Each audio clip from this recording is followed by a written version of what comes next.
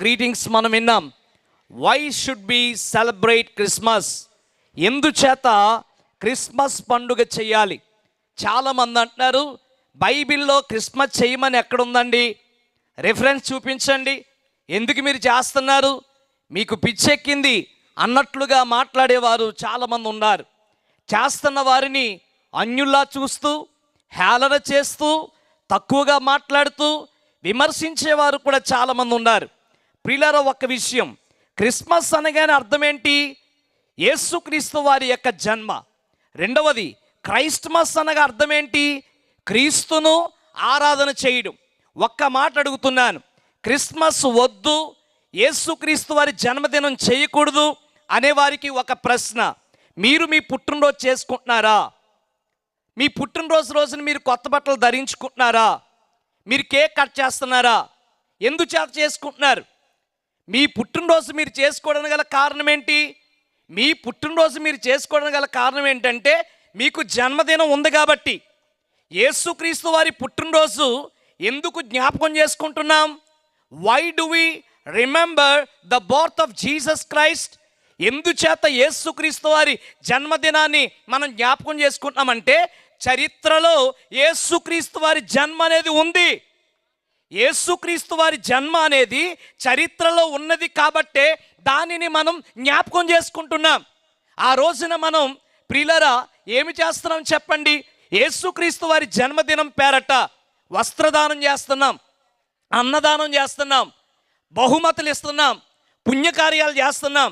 ఇది తప్ప? యేసుక్రీస్తు వారి నామం పేరట క్రీస్తుని ఆరాధన చేయడం తప్ప? బైబిల్ గ్రంథంలో 3 రిఫరెన్స్లు చెప్తాను. ప్రియ దేవుని బిడ్డలారా, క్రిస్మస్ పండుగ జరిగింది. యేసుక్రీస్తు వారు పుట్టిన తర్వాత క్రిస్మస్ అనేది జరిగింది. అంటే క్రీస్తు యొక్క ఆరాధన అనేది ఈ భూమి మీద జరిగింది. ప్రియులారా, బైబిల్ గ్రంథంలో చూస్తే మొట్టమొదటిగా యేసుక్రీస్తు వారు పుట్టిన వెంటనే ఎవరు ఈ క్రిస్మస్ పండుగ సెలబ్రేట్ చేసుకున్నారు, ఎవరు ఆరాధన చేశారంటే ఏంజిల్స్, దేవదూతలు ఆరాధన చేశారు.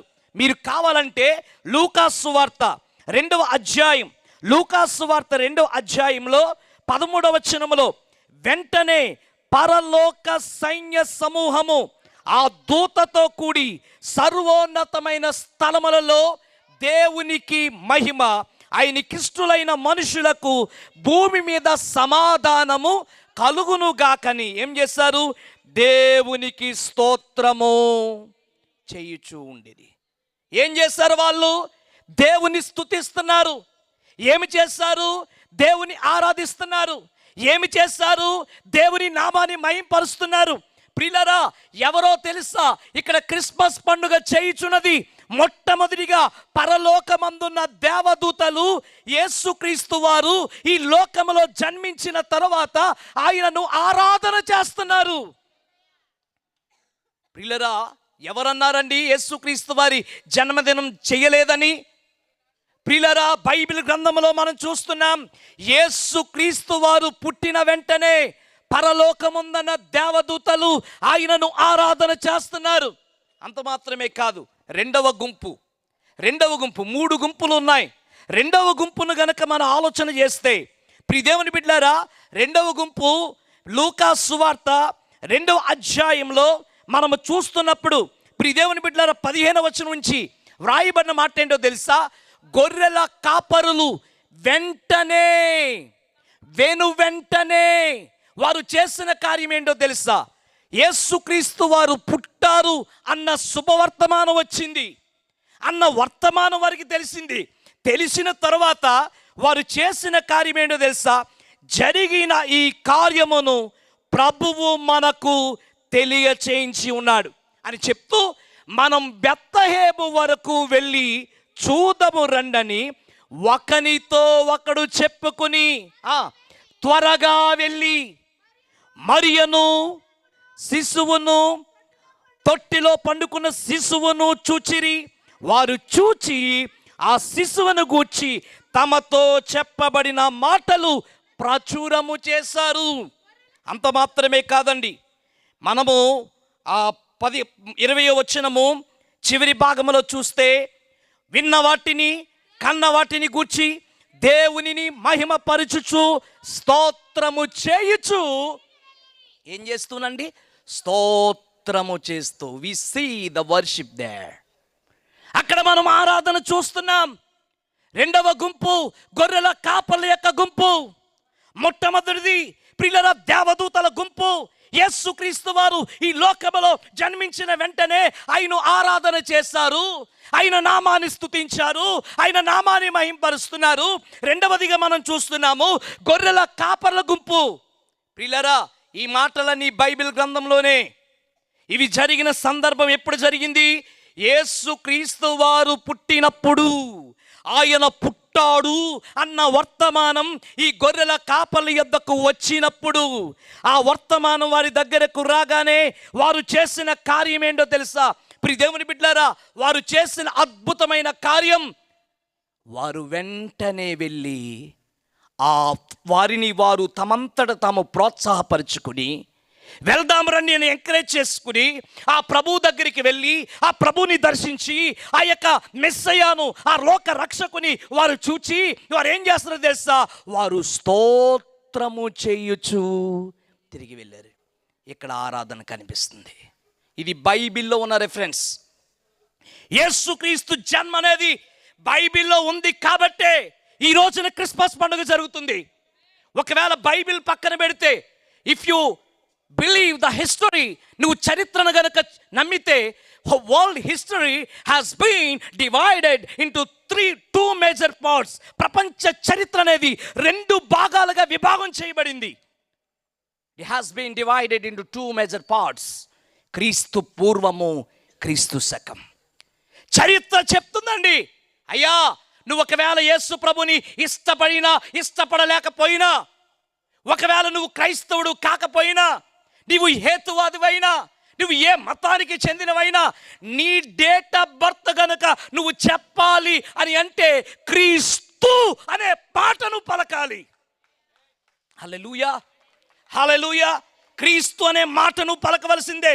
నా డేట్ ఆఫ్ బర్త్ చెప్పవలసి వస్తే, ప్రియ దేవుని బిడ్డలారా, సంపూర్ణముగా చెప్పాలంటే, పూర్తిగా చెప్పాలి అంటే నవంబర్ 12 ప్రియులరా, క్రీస్తు శకము 1991.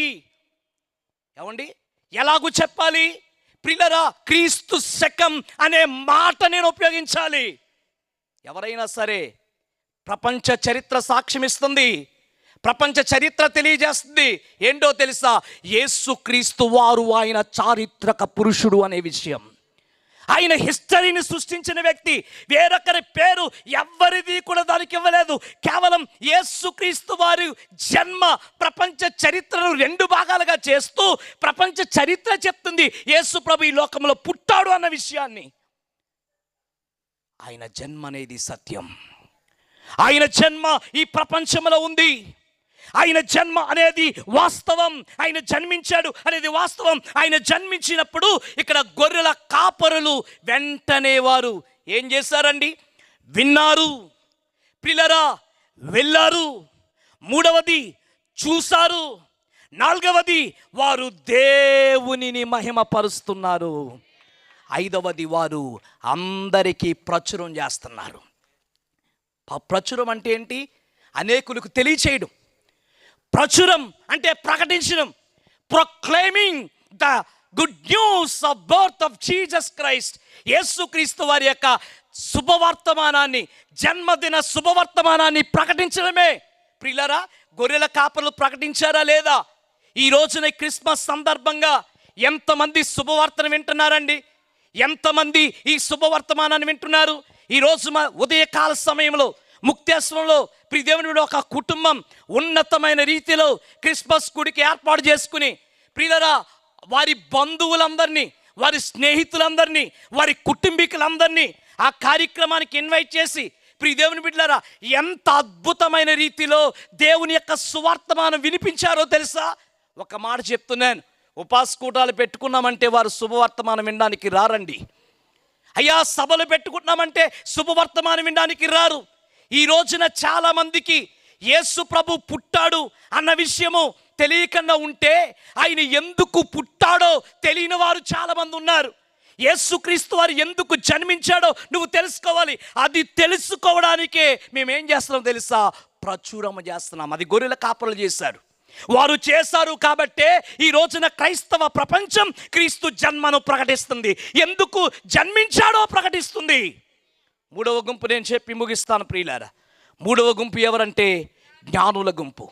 ప్రియులారా, మత్తయి సువార్త ఇందాక చదివే 2వ అధ్యాయం. వీరేం చేస్తున్నారు? మీరు జాగ్రత్తగా వినాలి. జ్ఞానులు అంటే ఇంగ్లీష్లో వైజ్ మ్యాన్ అని చెప్పేసి అన్నారు. Wise man. ప్రియదేవుని బిడ్డారా, ఈ జ్ఞానులు చేసినటువంటి కార్యం ఏంటో తెలుసా?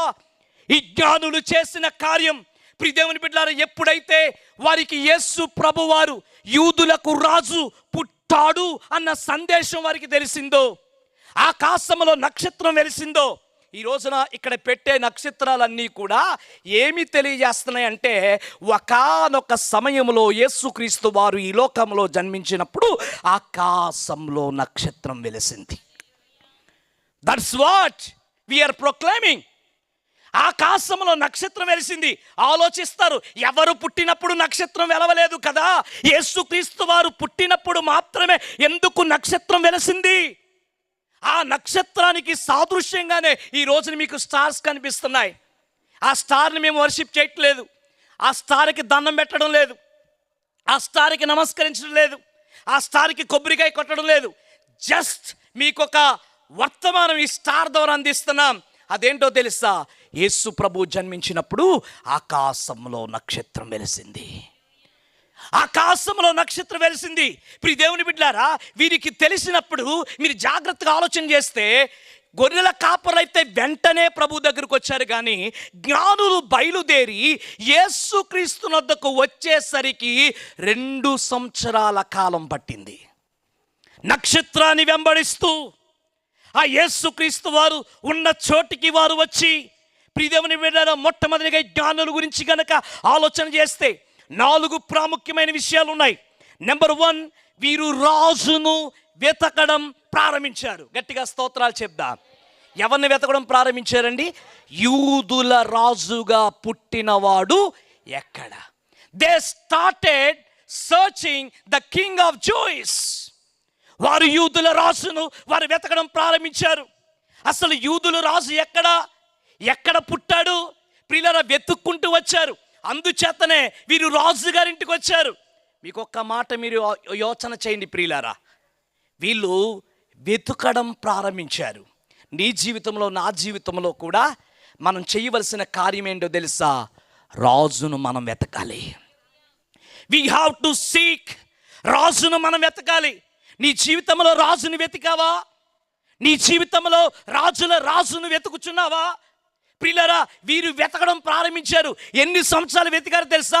అలా 2 సంవత్సరాలు వెతికారు. ఫైనలీ 2 సంవత్సరాల కాలం పట్టినా కానీ వెతుకుట వలన వారి ప్రయాస వ్యర్థం కాలేదు. ఎట్టకేలకు ఆ రాజును వారు నేత్రములతో చూశారు. ఆయన్ని చూడగలిగారు. ప్రియులారా, ఆ రాజును వారు చూస్తున్నారు, ఆ మెస్సయాను వారు చూస్తున్నారు, ఆ రక్షకుని వారు చూస్తున్నారు. ఎందుకో తెలుసా? బైబిల్ గ్రంథం సెలవిస్తుంది, నీవు గనక దేవుని వెతికితే నీ జీవితంలో ఎన్నో ఆశీర్వాదాలు ఉన్నాయి.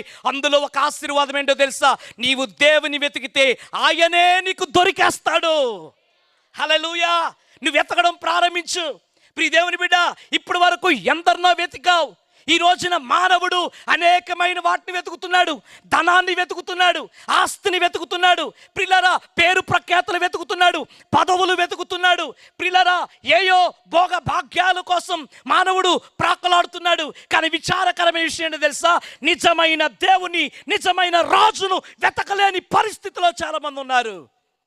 ఈ రోజున రాజును వెతకడం ప్రారంభించు. అయ్యా రాజా, నీవు నాకు కావాలి. I want to see you God. నేను నిన్ను చూడాలి. నీవు గనక వెతకడం ప్రారంభిస్తే ఆయన నీకు దొరికేస్తాడు. ప్రియదేవుని బిడ్డలారా, జక్కయ్య వెతకడం ప్రారంభించాడు. జక్క ఇంట్లో క్రిస్మస్ పండుగ జరిగిపోయింది. వెతకడం ప్రారంభించాడు. దాని కొరకు ఏం చేశాడు తెలుసా? నెంబర్ 1, ప్రియులారా, ఆయన పరిగెట్టడం ప్రారంభించాడు. నెంబర్ 2, చెట్టు ఎక్కడం ప్రారంభించాడు. చివరికి జరిగిన విషయం ఏంటో తెలుసా? ఏ దేవుణ్ణి అయితే వెతకాలని ప్రయత్నం చేశాడో వెతుకుచున్న దేవుడు ఆయన ముందుకొచ్చి నిలబడిపోయాడు. ఈ రోజున దేవుని వెతకడం ప్రారంభించు. ఈ రోజు నువ్వు దేవుని గనక వెతికితే, if you seek the king, నీవు రాజును గనక వెతికితే ఆయనే నీకు దొరికేస్తాడు. ఆయన నువ్వు కనుగొంటావు. ప్రియ దేవుని బిడ్డ, వారు రాజును వెతికారు. అంత మాత్రమే కాదు, ఈ జ్ఞానులు చేసిన క్రిస్మస్లో మనం చూస్తున్నటువంటి మరి ఒక విషయం ఏంటి తెలుసా? వారు అత్యానంద భరితులయ్యారటండి. 16వ వచనము ఏంటట? నక్షత్రమును చూసి అత్యానంద భరితులై. గట్టిగా స్తోత్రాలు చెప్పండి. అత్యానందం. ప్రియులారా, ఈ రోజున విచారకరమైన విషయం ఏంటో తెలుసా? చాలామంది కుటుంబాల్లో సంతోషం లేదు, చాలామంది కుటుంబాల్లో ఆనందం లేదు, చాలామంది సంతోషం లేక, సమాధానం లేక, నెమ్మది లేక, శాంతి లేక ఎందరో ప్రియులారా ఎన్నో శ్రమలు అనుభవిస్తున్నారు. మైకేల్ జాక్సన్ గారు కొన్ని ఎకరాల స్థలంలో ఆయన ఇల్లు ఉంది. ప్రియులారా, ఆయన ఇంటిలో డైరెక్ట్గా కారు వెళ్ళిపోద్ది. ఆయన ఇంటిలో అద్దం మీద ఆయన ఒక మాట రాసుకున్నాడండి. ఆయన రాసుకున్న మాట ఏంటో తెలుసా? ఐ యామ్ ఎలోన్ అని రాసుకున్నాడు. నేను ఒంటరిని అని రాసుకున్నాడు. I am alone. ప్రియదేవుని బిడ్డలారా, చాలా మందికి ఆస్తి ఉంది కానీ సంతోషం లేదు, ధనం ఉంది సంతోషం లేదు, భోగభాగ్యాలు ఉన్నాయి సంతోషం లేదు. ప్రియులారా, ఎంతో ఉన్నతమైన జీవితం ఉంది, సంతోషం లేదు. ఈ రోజున ఆ సంతోషాన్ని గనక నువ్వు అనుభవించాలి అని అనుకుంటే, యేసుక్రీస్తు వారు పుట్టిన వెంటనే వెతకడం ప్రారంభించిన వ్యక్తులు వెతుకుతూ 2 సంవత్సరాలకు ఆయన దగ్గరికి వచ్చిన తర్వాత ఆయనను చూడగానే వారికి సంతోషం కలిగింది. ఈ రోజున నీ జీవితంలో సంతోషం అనుభవించాలంటే నువ్వు ఏమీ చేయక్కర్లేదు. ఆ యేసయ్యను హృదయంలోనికి ఆహ్వానిస్తే చాలు, ఆయన సొంత రక్షకునిగా అంగీకరిస్తే చాలు. ఆయన నీ హృదయంలో ప్రవేశిస్తాడు, నీకు శాంతి ఇస్తాడు, నీకు సమాధానం ఇస్తాడు, నీకు నెమ్మదినిస్తాడు. ఎవ్వరూ ఇవ్వలేని గొప్ప సంతోషం ఆయన నీకు ఇస్తాడు. నేను చాలాసార్లు చెప్తాను, ఒక రోజున ఒక డాక్టర్ గారి దగ్గరికి సంతోషం కోసం ఒక వ్యక్తి వెళ్ళాడండి. వెళ్ళి అడుగుతున్నాడు, డాక్టర్ గారు నాకు అన్నీ ఉన్నాయండి, నాకు సంతోషం లేదండి, నాకు డబ్బు ఉందండి, నాకు సంతోషం లేదండి అని డాక్టర్ గారిని అడుగుతున్నాడు. డాక్టర్ గారు అన్నారు, సంతోషానికి నా దగ్గర ఏ విధమైన మెడిసిన్ లేదయ్యా, నాకేమీ తెలియదు, దానికి సంబంధించిన ఏమీ చదవలేదని అని చెప్పాడు. చెప్తే నాకేం తెలియదండి, ఏదో విధంగా అయ్యా నాకు సంతోషం కావాలండి డాక్టర్ గారు అని అడుగుతున్నాడండి. అడుగుతున్న సమయంలో డాక్టర్ గారు అన్నారు, నువ్వేమీ ఫీజు ఇవ్వక్కలేదు, నీకు ఒక సజెషన్ మాత్రం ఇస్తున్నాను. ఇక్కడ సర్కస్ ఒకటి ఉంది, ఆ సర్కస్లో ఎవడో బఫూన్ వస్తున్నాడట, వాడు వచ్చినప్పుడు చాలామంది కేరింతలు కొడుతున్నారట, సంతోషిస్తున్నారట, ఆనందిస్తున్నారట, పక్కపక్క నవ్వుతున్నారట. నువ్వేమీ చేయక్కర్లేదు, ఒక్కసారి అక్కడికి వెళ్ళు, ఆ సర్కస్లో పాల్గొను అని చెప్పేసి అన్నాడటండి. ఈయన కదలడం లేదు, మెదలడం లేదు, అలాగే కూర్చుని ఏడవడం ప్రారంభించాడు. ఏవయ్యా ఒక సలహా ఇచ్చాను కదా, ఇంకా ఎందుకు ఏడుస్తున్నావు అని చెప్పేసి అడిగాడటండి. అడిగినప్పుడు పిల్లలు అతను చెప్తున్న సమాధానం ఏంటో తెలుసా? అయ్యా, ఆ సర్కస్లో వేలాది మంది ప్రజల్ని సంతోషపరుస్తున్న వ్యక్తి ఎవరో కాదండి, ఆనందింపజేస్తున్న వ్యక్తి ఎవరో కాదు, ఆ వ్యక్తిని నేను వేల మందిని నవ్వింపజేస్తున్నాను, కానీ నా నిజ జీవితంలో నవ్వు లేదు, నా నిజ జీవితంలో సంతోషం లేదు, నా నిజ జీవితంలో ఆనందం లేదు. సినీ నటులు ఎందరో కోట్లాది మంది ప్రజల్ని కేరింతలు కొట్టించి ఉర్రు తొలగించిన సినీ నటులు ఎందుకు ఆత్మహత్య చేసుకుని చనిపోతున్నారు? ఎందుచేత అనేకులు సినీ నటులు పేరు ప్రఖ్యాతులు గాంచిన వారు ప్రియుల ఆత్మహత్యలు చేసుకుని చనిపోవడానికి గల కారణం ఏంటో తెలుసా? ఇన్ ద రియల్ లైఫ్ వారి నిజ జీవితంలో వారికి సంతోషం లేదు. కోటీశ్వరులు, ఆస్తులు ఉన్నవారు ఆత్మహత్యలు చేసుకుని చనిపోతున్నారు. ఎందుచేతో తెలుసా? వారికి సంతోషం లేదు. ఈ రోజున ఆ నిజమైన సంతోషాన్ని నీకు ఇవ్వడానికే లోక రక్షకుడు ఈ లోకములో ఆయన జన్మించాడు. నిజమైన సంతోషం నీకు కావాలని ఆశపడుతున్నావా? ప్రియులారా, ప్రపంచమంతటికి కలగబోయే మహా సంతోషకరమైన good news of the all the world, good news for all the world, ప్రపంచమంతటికి కావలసిన శుభవర్తమానం ఇది, సంతోషకరమైన శుభవర్తమానం. ఆ సంతోషాన్ని జ్ఞానులు అనుభవించారు. ప్రియులారా, ఆ తర్వాత కార్యం 4వది, ఈ జ్ఞానులు ఏ విధంగా క్రిస్మస్ పండుగ చేసుకున్నారు? ఈ జ్ఞానులు ఏ విధంగా క్రిస్మస్ పండుగ చేసుకున్నారు తెలుసా?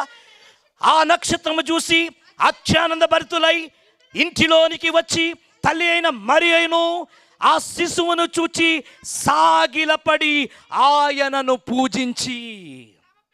ఇక్కడ గమనించండి, ఏమని రాయబడిందో తెలుసా? ఆయనను పూజించి. నాకు సొంత బైబిల్ ఏమీ తీసుకురాలేదు నేను ఎక్కడికి. మీరు చదివే బైబిల్ గ్రంథమే అదే మత్తయి సువార్త, అదే ప్రియుల మత్తయి సువార్త 2వ అధ్యాయం మనము ధ్యానం చేస్తున్నాం. ఎవరో తెలుసా? జ్ఞానులు వచ్చి ఏ విధముగా అక్కడ క్రిస్మస్ పండుగ చేసుకుంటున్నారో మనం చూస్తున్నాం. ప్రియులరా, వారు సాగిలపడి ఏం చేశారటండి? సాగిలపడి ఆయనను పూజించిరి. ఇందాక చెప్పాను కదా, క్రిస్మస్ అనగానే క్రైస్ట్ అంటే క్రీస్తు, మాస్ అంటే ఆరాధన. క్రీస్తును నువ్వు ఆరాధన చేస్తున్నావు.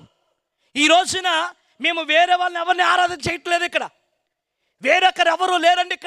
ఇక్కడ క్రీస్తు మాత్రమే కేంద్ర బిందువు. క్రీస్తు మాత్రమే మహింపరచబడాలి. క్రీస్తు నామం మాత్రమే ఘనపరచబడాలి. ఆయన నామం మాత్రమే పూజించబడాలి. He is the only one. He is worthy to be worshipped. He is worthy to be praised. ఆయన మాత్రమే ఆరాధనకు యోగ్యుడు. ఆయన మాత్రమే స్తుతులకు పాత్రుడు. ఈ రోజున మనిషి ఎలా అయిపోయాడో తెలుసండి? సూర్యునికి దండం.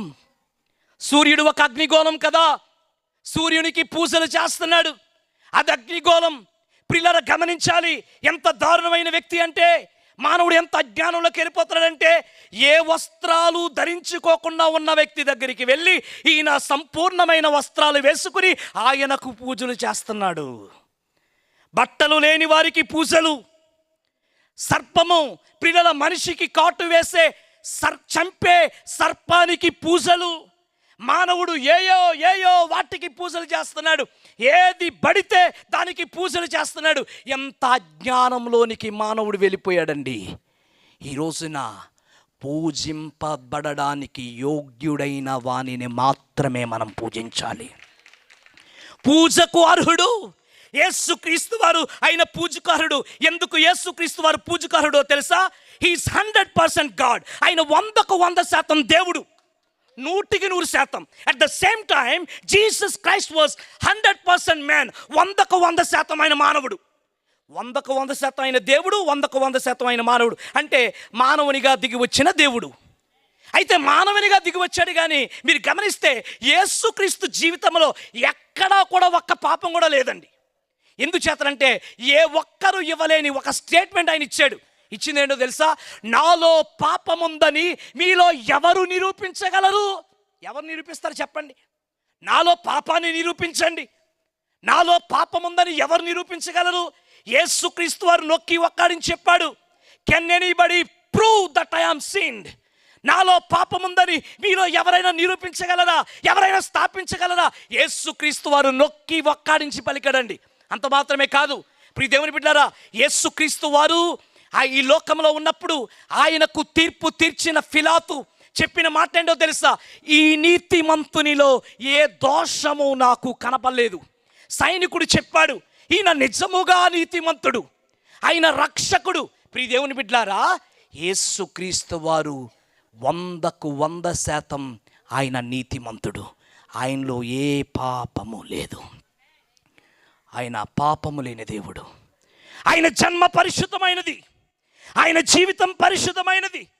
ఆయన మరణం, ప్రియులారా, ఆయన పునరుత్థానం చెందినంత వరకు కూడా ఒక్క పాపము కూడా ఆయనలో లేదు. ఆయన మాత్రమే పూజకు అర్హుడు, పూజింపదగినవాడు. అందుకనే జ్ఞానులు వచ్చి ఆయనను పూజించడం ప్రారంభించారు. ఈ రోజున క్రిస్మస్ రోజున దేవుని మనం ఆరాధన చేస్తున్నాం. ప్రభువా, ఈ లోకములో మా కొరకు దిగి వచ్చినందుకు వందనాలయ్యా. నీవు గనక ఈ లోకంలోనికి దిగి వచ్చి ఉండకపోతే మేము నరకానికి వెళ్ళిపోయి ఉండేవారు. మాకు రక్షణ ఉండేది కాదు. నీవు ఈ లోకములో మా కొరకు రక్షకునిగా అవతరించినందుకు నీకు వందనాలయ్యా అని చెప్పి ఆయనకు ఆరాధన చేస్తున్నాం. ఆయనకు కృతజ్ఞతాస్తుతులు చెల్లిస్తున్నాం. అదే క్రిస్మస్ పండుగ. 4వది మనం చూస్తే, ఈ జ్ఞానులు ఏ విధంగా క్రిస్మస్ పండుగ సెలబ్రేట్ చేసుకున్నారు? యేసుక్రీస్తు పుట్టిన తర్వాత వెతుక్కుంటూ వచ్చారు. అత్యానందాన్ని అనుభవించారు. ప్రియులారా, ఆయన పూజించారు. ఆ తర్వాత వారు ఏం చేశారు తెలుసా? తమ పెట్టెలు విప్పి బంగారము, బోలము, సాంబ్రాణి ఆయనకు కానుకలుగా ప్రశస్తమైన వాటిని ఆయన దగ్గర సమర్పిస్తున్నారు. మనం ఎవరైనా పుట్టినప్పుడు ఏదో ఒకటి తీసుకుని వెళ్తాం వాళ్ళ దగ్గరికి. ఒట్టి చేతులతో వెళ్ళం, ఏదో ఒక బహుమానం తీసుకుని వెళ్తాం. ప్రియులారా, వీరు ఎందుచేత యేసు ప్రభు యొద్దకు బంగారము సాంబ్రాణి బోలము తీసుకుని వచ్చారంటే, ప్రియ దేవుని బిడ్డలారా, ఆయన ప్రశస్తమైన వాడు కాబట్టి ఆయనకు ప్రశస్తమైనది మేము సమర్పించాలి. ఒక మాట, నువ్వేమి దేవునికి ఇవ్వగలవు ఈ రోజున? ఆస్తి కాదు, ధనము కాదు, ఏమీ కాదు. ఒకటి నుండి ఆశిస్తున్నాడు ఆయన. ఒకటే ఆశిస్తున్నాడు. నీ హృదయమైన తలుపు దగ్గర ఆయన నిలబడ్డాడు, పిలుస్తున్నాడు. ఇదిగో నీ హృదయంలోనికి నన్ను చేర్చుకోగలవా? నీ హృదయంలోనికి నన్ను ఆహ్వానించగలవా? నీ హృదయంలోనికి నన్ను ఆహ్వానిస్తే నేను నీ హృదయంలో ప్రవేశిస్తాను. నీ హృదయంలో నేను ప్రవేశిస్తాను. ప్రతి వ్యక్తి హృదయంలో ఒక శూన్య ప్రదేశం ఉంటుందండి. ఆ శూన్య ప్రదేశం యేసుక్రీస్తు వారు, ఆ పరిశుద్ధాత్మ దేవుడు ప్రవేశించటం వలన ఆ హృదయము పరిపూర్ణమవుతుంది. ఎప్పుడైతే యేసుక్రీస్తు వారిని సొంత రక్షణ అంగీకరిస్తావో ఏం జరుగుతుందని నీ హృదయంలో జరిగే కార్యం, ఆయన నీ హృదయంలో జన్మిస్తాడు. నీ హృదయంలో జన్మిస్తాడు. ఈరోజు నీ హృదయం ఎవరికో ఇచ్చేసావేమో. ఈరోజు నీ హృదయం ఎవరెవరికో ఇచ్చేసావేమో. నీ హృదయంలో పాపము, కల్మషం, కుట్ర, అసూయ, ద్వేషము, స్వార్థముతో నీ హృదయము నింపబడి ఉందేమో. ఈ రోజున ప్రభు నీతో మాట్లాడుతున్నాడు. Can you give your heart to me? నీ హృదయము నాకు ఇవ్వగలవా? నీ హృదయాన్ని ఆయన అడుగుచున్నాడు. నీ హృదయాన్ని నాకు ఇస్తావా? నేను నీ హృదయంలో ప్రవేశిస్తాను, నీ హృదయంలో జన్మిస్తాను, నీకు సంతోషాన్ని ఇస్తాను, నీకు సమాధానం ఇస్తాను. ఇక్కడ కూడి ఉన్న వారిలో ఇంకను ఎవరైనా యేసుక్రీస్తును సొంత రక్షణ అంగీకరించిన వారు ఉంటే, ఈ వాక్యం వింటున్న వారిలో ఇంకను ఎవరైనా యేసుక్రీస్తుని హృదయంలో ఆహ్వానించకుండా ఉంటే, ఒక్క మాట, ఇలాంటి క్రిస్మస్ పండుగలు ఎన్ని జరిగినా నీకు నిష్ప్రయోజనం. ఎప్పుడు నిజమైన సంతోషాన్ని అనుభవిస్తావంటే ఆయన నీ హృదయములో జన్మించినప్పుడు. ఎన్నడూ నువ్వు అనుభవించలేని గొప్ప సంతోషం ఆ క్రిస్మస్ పండుగను నువ్వు అనుభవిస్తావు. గట్టిగా స్తోత్రాలు చెప్దామా? ఈరోజు నా హృదయంలోనికి రండి ప్రభువా, నా హృదయంలో మీరు జన్మించండి, నా హృదయాన్ని మీకు ఇస్తున్నాను, నా జీవితం మీకు అప్పగిస్తున్నాను అని చెప్పి ఆ యేసుక్రీస్తు వారిని హృదయంలోనికి ఆహ్వానించండి. వీళ్ళు కానుకలు సమర్పించారు, అద్భుతమైన క్రిస్మస్ పండుగ చేసుకున్నారు. క్రిస్మస్ పండుగ చేసుకున్న 3 గుంపులు. మొట్టమొదటి గుంపు దేవదూతల గుంపు. రెండవ గుంపు ఎవరండి? గొర్రెల కాపరుల గుంపు. మూడవ గుంపు జ్ఞానుల గుంపు. ఈ 3 గుంపుల్లో కూడా అద్భుతమైన క్రిస్మస్ పండుగ చేశారు. నేను ఒక థియాలజికల్ స్టూడెంట్ని కాబట్టి థియాలజీ ప్రకారం 2 లేదా 3 రిఫరెన్స్లు కనుక మనకు ఆధారాలు ఉంటే దాని మీద సిద్ధాంతాన్ని మనం సృష్టించవచ్చు. ఇక్కడ 3 రిఫరెన్స్లు చూపించాను. ఒకటి దేవదూతల గుంపు, రెండవది గొర్రెల కాపర్ల గుంపు, మూడవది జ్ఞానుల గుంపు. ఈ 3 రిఫరెన్స్ల ఆధారంగా వీరు ముగ్గురు కూడా క్రిస్మస్ పండుగ జరిగించారు. వీళ్ళ ముగ్గురు జరిగించలేదని ఎవరైనా గనక ఒకవేళ అనుకుంటే మీరు చేయక్కర్లేదు. వీళ్ళ ముగ్గురు చేసింది బైబిల్లో ఉంది, రికార్డెడ్గా రాయబడి ఉంది. అందుచేతనే క్రిస్మస్ పండుగ చెయ్యి, సువార్త ప్రకటించు, కొంతమంది పేదలకి వస్త్రాలు పంచు, కొంతమందికి భోజనం పెట్టు. ముక్తేశ్వరం క్రిస్మస్ జరిగితే 1000 మందికి అన్నదానం చేస్తున్నారండి బెడ్లు. ఇంకా ముక్కామలో క్రిస్మస్ ఉంది, వారు అనేక మందికి అన్నదానం చేస్తున్నారు. 1వ తారీఖు, జనవరి 1వ తారీఖు రాత్రి ఎందరో బిడ్డలు వస్త్రదానం చేస్తున్నారు. ముక్తేశ్వరంలో ఒక సహోదరి 50 చీరలు కొన్నదండి. ఎందుకో తెలుసా? పేద ప్రజలకు పంచిపెట్టండి అని. ఇది తప్పండి? పేద ప్రజలకు వస్త్రాలు ఇవ్వడం తప్ప? అన్నదానం చేయడం తప్ప? బహుమానాలు ఇవ్వడం తప్ప? సువార్తను ప్రకటించడం తప్ప? క్రీస్తు జన్మదినాన్ని ఎందుకు చేయాలంటే ఆయన మాత్రమే ఆరాధనకు యోగ్యుడు, ఆయన మాత్రమే పూజకారుడు. ఈ 3 రిఫరెన్స్ల ఆధారంగా ఈ రోజు నుండి నువ్వు కూడా ఆయన జన్మను ప్రకటించు, ఆయన సువార్తను ప్రకటించు. ఇంకా యేసయ్యను అంగీకరించుకుంటే ఆయన హృదయంలోనికి ఆహ్వానించు. అంగీకరించి నీకు ఒక్క మాట నేను చెప్పి ముగిస్తున్నాను. మొదటి రాకలో వచ్చిన యేసయ్య మరలా 2వ రాకలో రాబోతున్నాడు మన కోసం. సిద్ధపడిన వారందరిని ఆయన తీసుకుని పోతాడు. ఆయన రాకడ కొరకు ఎదురు చూడండి, గొప్ప దీవెనలు పొందుకోండి. దేవుడి మాటలు దీవించును గాక. ఏమాత్రం